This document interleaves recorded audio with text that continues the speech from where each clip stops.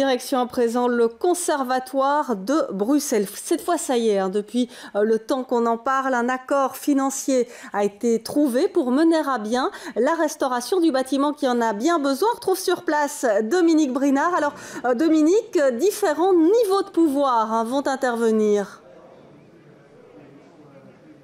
Et oui, Valérie, effectivement, c'était un dossier particulièrement complexe, puisque à la fois la Fédération Wallonie-Bruxelles, mais aussi la communauté flamande et le fédéral étaient impliqués. Donc il fallait trouver un accord, trouver des sous chez chacun pour rénover en fait ce conservatoire qui en a bien besoin, vous l'avez dit.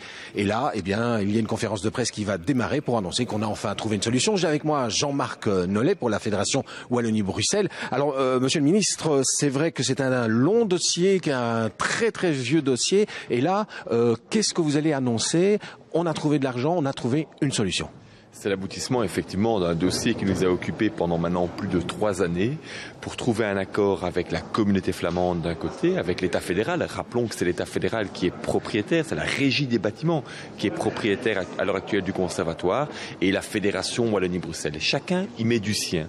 Chacun va amener 20 millions d'euros pour constituer une nouvelle entité qui deviendra propriétaire et ce qui permettra, avec 3 fois 20 millions d'euros, d'entamer et de réaliser les travaux dans les années qui viennent. Alors justement, vous le dites bien, dans les années qui viennent, ça veut dire qu'on va un petit peu séquencer les choses, ça ne va pas se faire en un bloc de quelques mois ou de quelques années. Aujourd'hui, l'accord est présenté et à partir de demain, le travail va commencer à se réaliser. Ça commencera d'abord par l'établissement d'un master plan, puisqu'on sait qu'il y a énormément de travaux, que c'est un immense bâtiment aussi, bien entendu. Et donc, à partir de l'établissement de ce master plan, on définira les différentes étapes des travaux. J'espère 2015, mais en tout cas, 2016, les travaux seront réalisés.